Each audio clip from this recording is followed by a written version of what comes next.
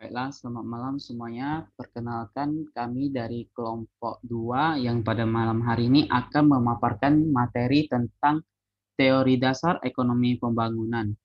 Nah, sebelum kita mulai, izinkan saya untuk memperkenalkan kelompok anggota kami yang terdiri dari saya sendiri, Rodi, dan selaku moderator pada presentasi kali ini. Dan adapun anggota kami yang lainnya Esther Dwi Saputri, Helen, dan Rudianto. Sebelumnya, materi yang akan kita bahas memiliki 5 teori. Teori dasar ekonomi pembangunan terdiri dari 5 teori. Yang pertama itu teori pertumbuhan linear, teori struktural, teori dependensia, dan teori non klasik, dan teori dasar-dasar teori baru-baru lainnya.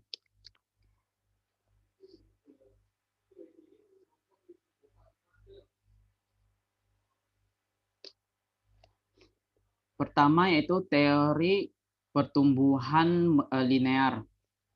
Teori pertumbuhan linear yang di mana terdapat teori pertumbuhan menurut Adam Smith. Menurut Adam Smith, perekonomian akan tumbuh dan berkembang jika ada pertambahan penduduk yang memperluas pasar dan mendorong spesialisasinya. Nah, dalam teori ini juga Adam Smith membagi tahapan menjadi tahapan perekonomian ekonomi menjadi 5 tahap atau 4 tahap. Yang pertama masa perburuan, masa berternak, masa bercocok tanam, masa perdagangan, dan masa perindustrian. Masa perburuan. Masa perburuan adalah masa di mana belum terdapat sistem ekonomi yang kompleks. Artinya kegiatan yang dilakukan hanya berburu untuk semata-mata untuk kehidupan sehari-harinya, kehidupan untuk konsumsi atau kebutuhan anggota kelompoknya.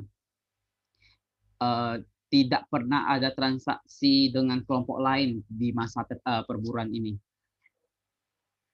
Dan di masa perburuan ini mereka masih sangat bergantung pada alam. Artinya mereka berburu untuk mendapatkan makanan dari alam.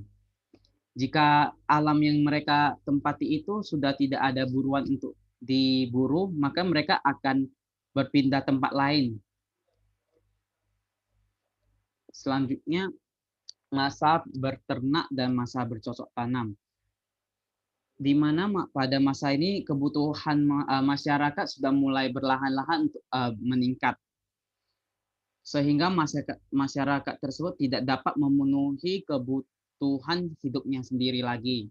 Yang tadinya awalnya di masa berburu itu masih bisa bergantung dengan diri sendiri untuk berburu untuk kehidupan hidup sendiri, kebutuhan hidup sendiri. Dan di masa berternak ini sama bercocok tanam sudah tidak bisa bergantung sama diri sendiri lagi karena kebutuhan yang mereka untuk kehidupan sehari-hari makin meningkat. Jadi mereka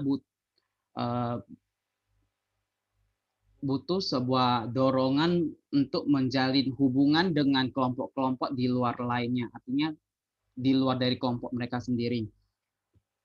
Oleh sebab itu timbullah sistem jual beli untuk memenuhi kehidupan dengan menggunakan namanya sistem barter. Mungkin sistem barter tidak asing lagi kita dengar ya. Sistem barter itu adalah sistem di mana jual beli dengan cara menukar suatu barang dengan barang lainnya yang dibutuhkan. Selanjutnya ada masa perdagangan. Masa perdagangan adalah masa di mana setiap barang diperjualbelikan dengan sejumlah uang. Jadi di masa ini sudah berlahan-lahan mengenal uang. Semua transaksi jual beli itu sudah menggunakan uang. Pembeli akan menukar barang atau jasa dengan sejumlah uang yang diinginkan penjualnya. Jadi penjual menyebutkan harga suatu barang, maka pembeli tidak bisa menolak, maksudnya tidak langsung mengasih sesuai dengan permintaan penjual gitu. Pada masa perdagangan ini terdapat kegiatan produksi, sudah mulai memiliki kegiatan produksi, distribusi, dan konsumsi. Nah, meranjak ke masa perindustrian, yang di mana masa perindustrian ini masih berjalan sampai saat ini. Masa perindustrian adalah masa di mana kegiatan ekonomi yang dilakukan meliputi pengolahan bahan mentah, bahan baku, barang setengah jadi, ataupun barang jadi menjadi barang yang memiliki nilai yang tinggi untuk penggunaannya. Jadi dari pengertian 4 tahap atau 5 tahap dari Adam Smith ini, dari masa tradisional menuju ke masa modern kapitalis. Selanjutnya juga terdapat teori pembangunan menurut Karl Marx, yang dimana Karl Marx membagi evolusi perkembangan masyarakat menjadi 3, yaitu ada feodalisme, kapitalisme, dan sosialisme. Yang dimana feodalisme di masa feodalisme ini kondisi yang masih bersifat tradisional dan di mana tuan tanah merupakan pelaku ekonomi yang memiliki posisi tawar-menawar yang relatif cukup tinggi ya dibanding pelaku ekonomi lainnya. Dan kapitalisme, pada masa kapitalisme para pengusaha merupakan pihak yang memiliki posisi tawar-menawar yang relatif tinggi, yang tadinya di feodalisme itu tuan tanah yang relatif tinggi. Di kapitalisme pengusaha lah yang memiliki tawar-menawar yang relatif tinggi dibanding dengan pihak lainnya, khususnya para buruh. Bahkan dalam masa kapitalisme ini, buruh sama sekali tidak memiliki posisi tawar-menawar terhadap para pengusaha kapitalis. Hal ini yang menyebabkan terjadinya eksploitasi besar-besaran terhadap buruh, dan para pengusaha lebih fokus pada peningkatan pendapatan mereka sendiri dengan melakukan penumpukan modal. Nah, sosialisme dengan sejalannya perkembangan teknologi, pemumpukan modal yang dilakukan pengusaha dialihkan pada investasi teknologi. Yang tadi kapitalisme itu pemumpukan modal oleh para pengusaha, dan di sosialisme itu mereka dialihkan ke lebih diinvestasi pada teknologi. Sehingga terjadinya peralihan tenaga manusia dengan tenaga mesin. Pada akhirnya mengurangi eksploitasi buruh, namun meningkatkan angka pengangguran. Fase ini merupakan titik awal tata masyarakat sosialis yang mana terjadi perubahan, yaitu pemupukan modal pada masa kapitalis diganti dengan pemerataan kesempatan pemilikan sumber daya, sehingga semua pihak memiliki posisi yang sama dalam hal tawar-menawar. Selanjutnya terdapat teori pertumbuhan menurut Rostow, yang dimana tradisional merupakan sektor utama berbasis pertanian. Prakondisi untuk lepas landas, industri mulai berkembang. Meranjak lepas landas itu di dalamnya mengenai investasi terbesar di industri manufaktur. Beranjak lagi menuju kepada kematangan, yang artinya di dalamnya terdapat penerapan teknologi yang modern. Dan selanjutnya era konsumsi tinggi, artinya konsumsi tinggi akan barang dan jasa. Jadi tradisional, di tahap masyarakat tradisional, masyarakat mulai memiliki ciri-ciri yang seperti tingkat produksi per kapita dan tingkat produktivitas para pekerja masih sangat terbatas. Sebagian besar sumber daya masyarakat digunakan untuk sektor pertanian, dan struktur sosial dalam pertanian yang masih bersifat hierarki, di mana anggota masyarakat kemungkinan kecil mengadakan mobilitas vertikal. Hubungan keluarga dan kesukaan sangat besar pengaruhnya terhadap organisasi, masyarakat, dan dalam menentukan kedudukan seseorang. Kebijakan pemerintah pusat dipengaruhi oleh tuan tanah yang berkuasa di daerah. Jadi pada masa tradisional ini, yang tadinya kebijakan pemerintah pusat itu dipengaruhi oleh tuan tanah. Jadi tuan tanah itu memiliki relatif penawaran yang tinggi. Dan tahap prasyarat lepas landas, yang dimana tahap yang dicapai oleh negara Eropa, Asia Timur, Timur Tengah, dan Afrika yang dilakukan dengan merombak masyarakat tradisional lama yang sudah ada. Tahap yang dicapai oleh negara-negara seperti Amerika Serikat, Kanada, Australia, dan Selandia Baru yang dilakukan tanpa merombak masyarakat tradisional lama yang sudah ada. Di lepas landas, tahap pada lepas landas ini melakukan kenaikan dalam penanaman modal yang produktif dari 5% atau kurang menjadi 10% dari produk nasional neto. Terjadinya perkembangan satu atau beberapa sektor industri dengan tingkat laju pertumbuhan yang tinggi. Terciptanya suatu kerangka dasar politik, sosial, dan institusional yang akan menciptakan segala gejolak-gejolak untuk membuat perluasan di sektor modern. Potensi eksternalitas ekonomi yang timbul oleh kegiatan lepas landas sehingga menyebabkan pertumbuhan akan terus-menerus terjadi. Nah, selanjutnya adalah tahap menuju kepada kematangan. Pada tahap ini, keadaan perekonomian yang terus-menerus bertumbuh meskipun kadang-kadang disertai dengan laju yang fluktuatif, terjadi perluasan pemakaian teknologi modern secara menyeluruh pada kegiatan-kegiatan perekonomian, timbul industri-industri baru dengan cepat, dan tertinggalnya industri-industri lama. Sehingga barang-barang yang dulunya impor sekarang mampu diproduksi di dalam negeri sendiri. Dan terakhir, tahap konsumsi tinggi. Pada era konsumsi tinggi ini, pendapatan real berkapital meningkat sampai pada suatu titik di mana sejumlah besar orang dalam membeli barang-barang konsumsi selain kebutuhan pokok seperti sandang, pangan, dan papan itu,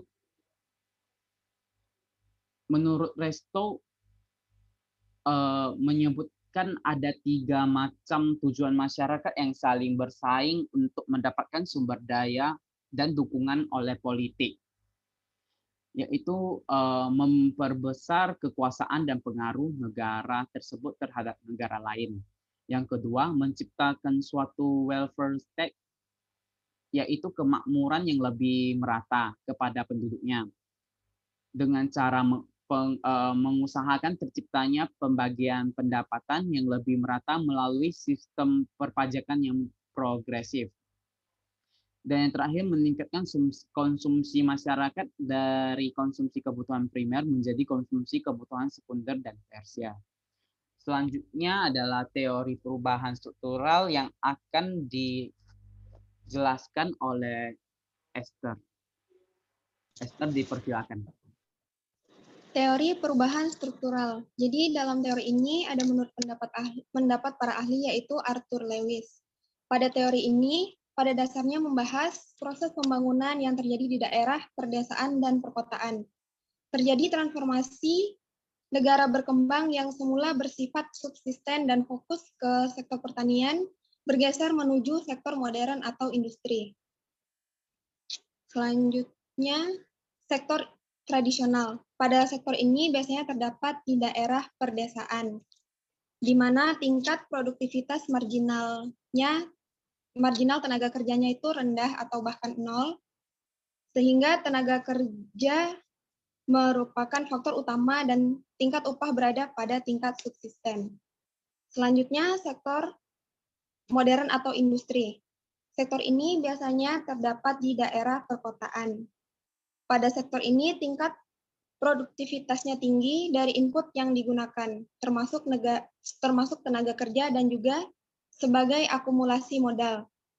Sektor ini berperan penting dalam meningkatkan permintaan tenaga kerja tidak terampil untuk dilatih untuk pertumbuhan industri menghasilkan lapangan kerja yang lebih besar serta lebih banyak keuntungan.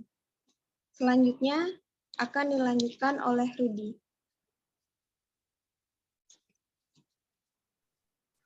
Terima kasih. Saya akan lanjut teori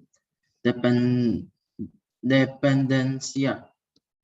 Untuk bentuk ketergantungan, Dos Santos menguraikan berada 3 wujud ketergantungan, yaitu ketergantungan kolonial dan ketergantungan finansial, ketergantungan teknologi industrial. Yang saya akan jelasin yang satu, ketergantungan kolonial. Terjadi perjajahan dari negara pusat ke negara pinggiran. Cara ekonominya merupakan ekspor barang-barang yang diperlukan negara pusat. Hubungan penjajah dan penduduk sekitar bersifat eksploratif negara pusat. Negara pusat menemukan modalnya langsung maupun melalui kerjasama dengan pengusaha lokal.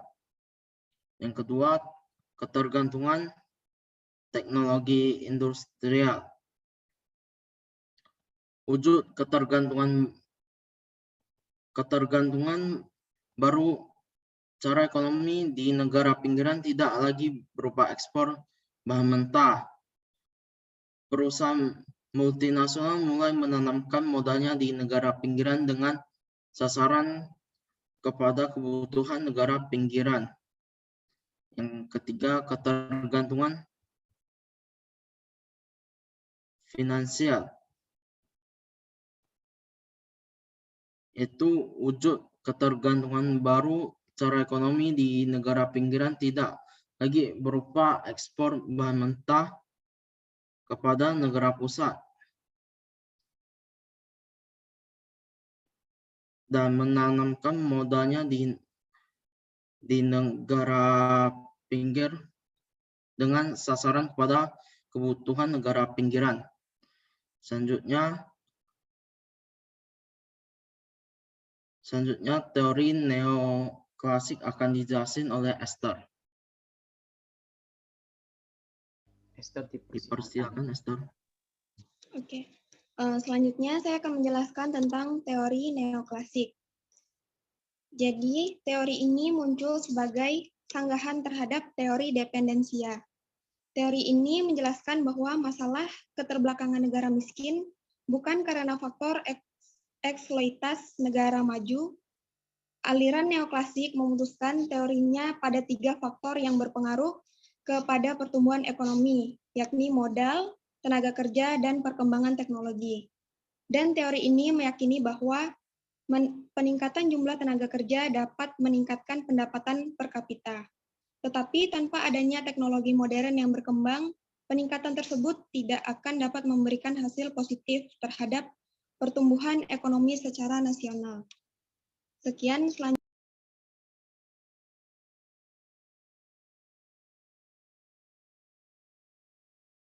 Selanjutnya akan dijelaskan oleh Helen teori-teori baru.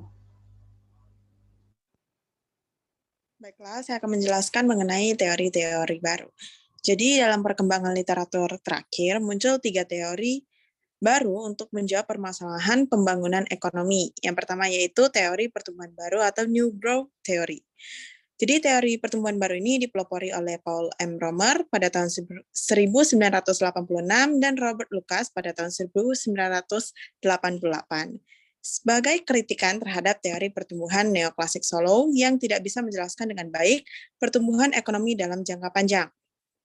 Jadi tujuan utama dari teori ini itu untuk menjelaskan perbedaan tingkat pertumbuhan antar negara maupun faktor-faktor yang memberi proporsi lebih besar dalam pertumbuhan. Teori pertumbuhan baru dasarnya merupakan teori pertumbuhan endogen. Jadi memberikan kerangka teoritis untuk menganalisis pertumbuhan baru karena menganggap pertumbuhan gross national product lebih ditentukan oleh sistem proses produksi dan bukan berasal dari luar sistem. Perbedaan utamanya yaitu untuk pertumbuhan baru tidak ada penurunan skala hasil seperti model Solow yang ada di pertumbuhan neoklasik. Terus terdapat juga aspek menariknya yaitu membantu menjelaskan keanehan aliran model internasional yang memperparah ketimpangan negara maju dengan negara berkembang dikarenakan rendahnya tingkat investasi komplementer dalam sumber daya manusia, infrastruktur, atau riset dan perkembangan. Yang selanjutnya ada teori geografi ekonomi baru atau neo-economic geography. Salah satu sumbangan yang paling penting teori neoklasik adalah pengenalan terhadap keuntungan aglomerasi. Pelopor teori neoklasik mengajukan argumentasi bahwa aglomerasi muncul dari perilaku para pelaku ekonomi dalam penghematan aglomerasi, baik penghematan lokasi maupun urbanisasi. Jadi ada 3 alasan mengapa lebih diperhatikan pada geografi ekonomi. Yang pertama ada lokasi kegiatan ekonomi dalam suatu negara merupakan topik yang penting dengan sendirinya. Yang kedua, garis antara ilmu ekonomi internasional dengan ilmu ekonomi regional menjadi semakin kabur. Yang ketiga, alasan yang paling penting untuk melihat kembali geografi ekonomi adalah laboratorium intelektual dan empiris yang disediakannya. Teori yang terakhir yaitu teori perdagangan baru atau New Trade Theory. Teori perdagangan baru ini mulai muncul pada tahun 1970-an ketika sejumlah ahli ekonomi menunjukkan bahwa kemampuan perusahaan untuk mencapai tingkat kekuatan ekonomi mempunyai implikasi penting untuk perdagangan nasional. Jadi teori perdagangan baru ini menyatakan bahwa sifat dasar dan karakter transaksi internasional telah sangat berubah dewasa. Ini di mana aliran barang, jasa, dan aset yang menembus batas wilayah antar negara tidak begitu dipahami oleh teori-teori perdagangan tradisional. Ada juga 2 poin penting dari teori ini. Yang pertama, karena pengaruhnya pada skala ekonomi, perdagangan dapat meningkatkan keanekaragaman dari barang-barang yang tersedia untuk konsumen dan mengurangi biaya rata-rata barang tersebut. Yang kedua, industri-industri itu ketika output diperlukan untuk mencapai skala ekonomi yang menggambarkan proporsi penting dari total permintaan dunia, pasar global barangkali hanya mampu mendukung sejumlah kecil dari perusahaan-perusahaan.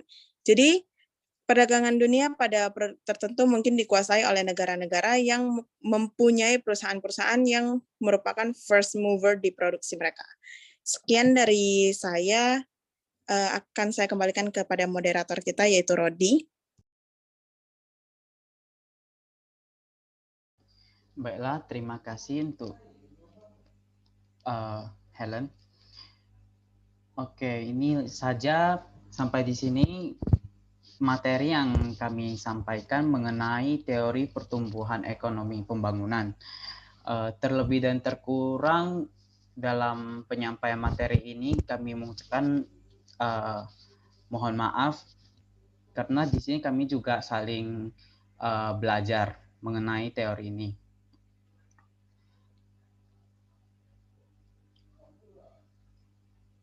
Baiklah, itu saja.